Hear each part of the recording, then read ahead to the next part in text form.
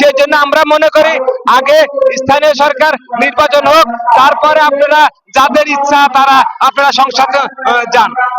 এই 8 মাস স্থানীয় সরকার না থাকার কারণে আমরা সাধারণ কৃষক শ্রমিক মানুষ, আমাদের কোনো প্রতিনিধি না থাকার কারণে আমাদের যে রাষ্ট্রীয় যে মৌলিক অধিকার, সেই মৌলিক অধিকার থেকে বঞ্চিত হচ্ছে।